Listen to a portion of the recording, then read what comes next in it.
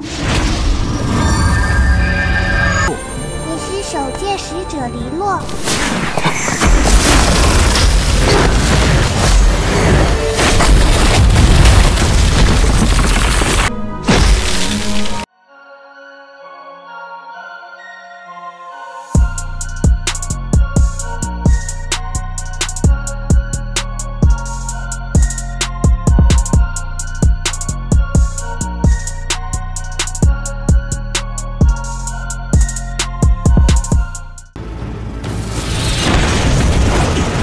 身上流的血，你先走。卡索，卡索，我找到了。卡索，你不能死。 Sesampainya di istana, sang raja sangat terkejut melihat Pangeran Kaso terbaring tak berdaya. Disinilah sang ratu meminta maaf pada sang raja karena sebab dirinya, Pangeran Kaso meninggalkan istana Bila Es karena tak ingin adanya pertikaian dan saling menyalahkan. Pangeran Huangtu menjelaskan pada sang raja bahwa Pangeran Kaso dicelakai oleh kabut hitam misterius di alam bumi. Disinilah sang ratu menyuruh Raja Es untuk menyelidiki hal tersebut, di mana ia sangat yakin bahwa di dalam istana terdapat musuh di dalam selimut. Meskipun demikian, sang raja tetap memutuskan menghukum penjaga bumi Lilo atas kesalahan yang ia perbuat. Dan benar saja terlihat penjaga bumi Lilo berlutut di alun-alun istana, berharap agar sang raja memaafkan kesalahan yang ia perbuat karena tak bisa menjaga Pangeran Kaso dengan baik. Tak berselang lama, Pangeran Yikong dengan sengaja menemui Leluhur untuk menyampaikan amanah sang raja, di mana sang raja memutuskan untuk menempatkan Lilo di pulau terlarang sebelah utara karena telah gagal menjaga Pangeran Kaso. Di sisi lain terlihat Pangeran Kaso baru terbangun dari istirahatnya. Di sini Dojongla memberitahu Kaso jika sang raja memutuskan hukuman yang berat pada Liluo karena tak tega melihat Liluo ditempatkan di pulau terlarang. Ia meminta pada Pangeran Huangtu untuk segera menyembuhkan lukanya agar bisa segera jalan kembali. Disinilah sang pangeran bersikeras menemui sang raja agar menarik hukuman yang telah ia berikan pada penjaga bumi karena pulau terlarang sangat membahayakan bagi Liluo. 父王，这次还请父王。 Namun hal tersebut ditolak oleh petinggi Swanta karena titah maupun perintah sang raja dan dirinya tak mudah untuk ditarik. Pangeran Kaso mendengarkan akan hal tersebut, ia pun sangat kecewa terhadap keputusan yang mereka buat karena tindakan yang dibuat sang raja dan petinggi Swanta amatlah kejam dan tak mengingat akan perjuangan penjaga bumi melindungi dan merebut istana Bila Es di tangan suku api. Pangeran Kaso yang tersurut emosi dengan nada keras mengatakan di hadapan sang raja bahwa saat ini suku es dan api tidaklah mempunyai perbedaan. Sang raja yang mendengarkan perkataan tersebut dengan seketika mengusir Pangeran Kaso dengan sihir es miliknya. Sedangkan di sisi lain terlihat Xingju menghampiri adiknya yang masih jomblo yang selama ini hanya berdiam diri tanpa ada yang mengajaknya untuk weekend. Sang kakak yang mendengarkan hal tersebut, ia pun sangat prihatin karena masih konsisten dengan kejombloannya. Karena hal itulah Xinggu menghabiskan waktunya untuk bermimpi sampai dirinya bisa mengeluarkan ajian yang dimiliki oleh setiap suku.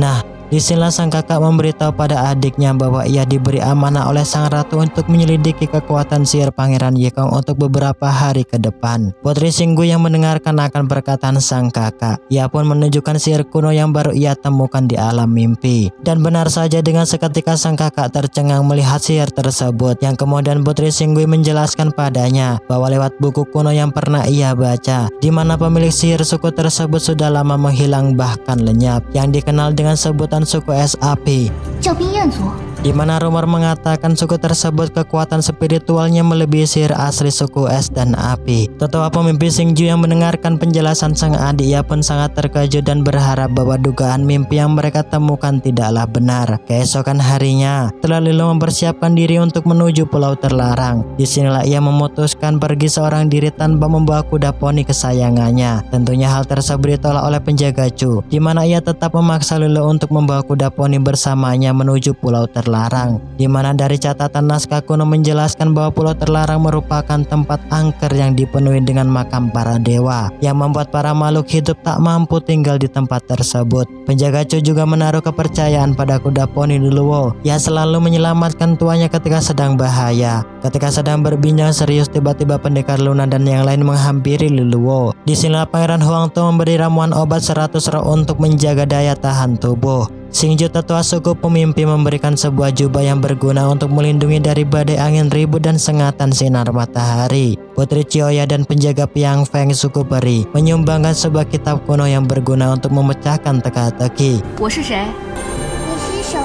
Dan yang tak kalah keren, tetua suku beruang Liu Jian memberikan sate kambing dan minuman anggur untuk merayakan pesta kecil-kecilan menyambut kepergian penjaga bumi Leluwo. Seusai melakukan pesta, penjaga bumi Leluwo merasa tak bergairah karena di saat dirinya akan pergi, orang yang paling spesial dalam hidupnya tak berada bersamanya. Disinilah pendekar Luna memberikan sebuah hadiah pada Leluwo. Namun hadiah yang ia berikan berbeda dengan yang lain, di mana ia berjanji akan mengabulkan keinginan Leluwo yang belum tersampaikan. Leluwo yang mendengarkan akan hadiah tersebut dengan seketika mengatakan dirinya telah gagal menjaga sang raja dengan baik. Tentunya sang raja dalam kehidupan Leluwo tak lain ialah Pangeran Kazuo, di mana ia ingin menemukan sosok kabut hitam misterius yang sebenarnya, yang memungkinkan ada sangkut paut dengan hilangnya kekuatan spiritual Pangeran Kazuo dan matinya kelima pangeran bocil suku es. Pendekar Luna yang tahu akan maksud perkataan Leluwo, ia berjanji untuk menyelidiki dan menemukan dalang tersebut. Sedangkan di sisi lain, terlihat Pangeran Jikong masuk ke dalam ruang tahanan, di mana ia dengan sengaja menerobos sihir pelindung dan kedua pasukan penjaga. Disinilah ia bermaksud untuk membebaskan sang kakak agar bisa menemui Leluwo untuk terakhir kalinya. Dan benar saja, tak berselang lama mereka pun dapat berjumpa kembali, meskipun hanya sesaat, namun terasa nikmat dan mantap. Di dalam istana, sang raja mengetahui perbuatan yang dilakukan Pangeran Yikong di ruang tahanan. Disinilah sang raja menghukum dan memasukkan Pangeran Yikong ke dalam penjara bola es agar merenungi kesalahan yang ia perbuat. Tentunya Pangeran Yikong membantah perkataan sang raja, di mana tindakan yang ia lakukan tidaklah salah untuk mencari sebuah kebebasan, di mana ia menganggap bahwa sang rajalah yang bersalah karena menghilangkan kebebasan yang mereka miliki. Disinilah Pangeran Yikong juga mengancam sang raja untuk melepaskan Pangeran Kazuo agar kebebasan dalam hidupnya tak terhalang. Jika tidak, maka mereka akan memberontak dan mengkhianati suku es. Sang raja yang mendengarkan akan perkataan tersebut dengan spontan mengatakan pada Pangeran Yikong, di mana semua suku es harus mendengarkan dan patuh terhadap segala perintahnya. Namun jika hal tersebut diabaikan, maka dirinya tak akan berbelas kasih pada siapapun. Dan benar saja, tanpa waktu yang lama Pangeran Yikong menghancurkan penjara bola es dengan kekuatan sihirnya, karena sang raja tak menganggap jika dirinya adalah anak kandungnya. Pangeran Kazuo tentunya melerai pertikaian tersebut dan mengatakan pada sang raja untuk tak menyakiti Pangeran Yikong karena perbuatan tersebut ialah kesalahan dirinya. Di situasi yang hambar, Pangeran Yikong bertanya pada sang kakak, jika suatu hari nanti dirinya berubah dan menentang suku es, akankah engkau tetap menganggap bahwa orang di hadapanmu ialah sang adik? Pangeran Kazuo menjawab dengan tegas bahwa saudara selamanya tetap menjadi saudara. Pangeran Yikong yang mendengarkan ungkapan sang kakak, ia berjanji pada dirinya untuk berusaha memberi kehidupan yang bebas pada sang kakak di masa depan. Tak berselang lama Pangeran Yikong kembali menghampiri sang ibu di dalam kamar. Disinilah ia mengatakan pada sang ibu bahwa dirinya tak ingin lagi menjadi sang raja penguasa tiga alam, karena dirinya bukanlah keturunan asli suku es. Ya, dari sinilah kita diberitahu bahwa Ibu Selir Lianji lah yang berkeinginan menjadikan anaknya sang raja, agar martabat serta kehormatannya tak lagi diremehkan dan ditindas di dalam istana bila es. Sang ibu yang tak bisa menghentikan Pangeran Yikong, akhirnya ia membongkar kejahatannya, di mana jika dirinya tak ingin menjadi raja suku es, maka ia tak akan memberitahu cara untuk mengembalikan kekuatan spiritual Pangeran Kazuo. Disinilah Pangeran Yikong dengan sengaja menunjukkan sihir api es di hadapan sang ibu, karena saat ini dirinya paham bahwa ia bukanlah keturunan asli sang raja suku es. Keesokan harinya, diperlihatkan Ibu Selir Lianji merenungi dan mengingat akan masa lalunya. Dan benar saja, terlihat dulunya Ibu Selir Lianji mempunyai hubungan yang amat harmonis dengan raja suku api, yang membuat ekor putri duyung menjadi air mata abadi, yang menandakan bahwa dirinya tak berawan lagi, yang seketika mempunyai sepasang kaki untuk berjalan menjamah lika-liku kehidupan yang amat sunyi. Di waktu bersamaan tiba-tiba ia dihampiri sosok kabut hitam yang mengatakan bahwa dirimu adalah milikku. Di sisi lain, di dalam istana suku api, Putri Yanda mengirim elang pelacak untuk menemukan keberadaan Pangeran Yanxi. Namun hal tersebut berhasil digagalkan oleh kabut misterius. Pangeran Yanxi tentunya terkejut di mana tak ada kesempatan buat dirinya bisa kembali. Disinilah Putri Yanda mengutus pasukannya untuk segera melacak menemukan keberadaan Pangeran Yanxi. Namun dengan tiba-tiba ia dikejutkan dengan penampakan Raja Api yang usai melakukan ritual pemulihan sukma. Dengan wajah penuh ketakutan dan khawatir, Putri Yanda memberitahu pada sang ayah bahwa Pangeran Yanxi telah menghilang. Karena tak ingin terjadi sesuatu yang buruk pada Pangeran Yanxi, Raja Api menyuruh Putri Yanda untuk segera menemukan keberadaannya. Di tempat lain terlihat tetua suku beruang Liu Jian dan pendekar Lunan dipanggil sang Raja Es di dalam istana, di mana sang Raja memberi perintah rahasia pada mereka yang tak lain untuk menjaga Pangeran Kazuo. Tentunya dengan senang hati tetua suku beruang Liu Jian dan pendekar Luna menerima akan tugas tersebut.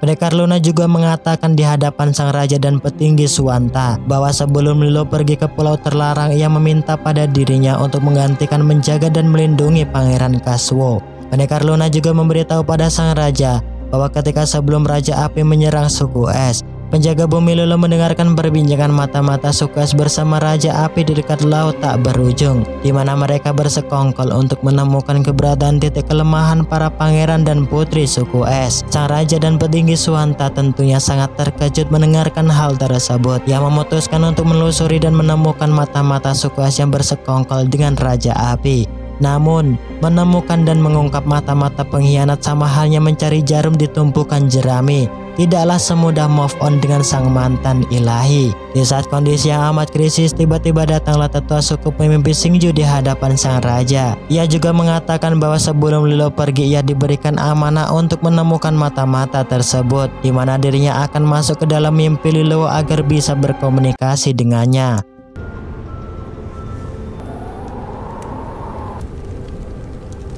Dan benar saja, karena kehebatan tetua suku pemimpi terlihat ia berhasil menemui dan menanyakan akan kejadian tersebut pada Liluo.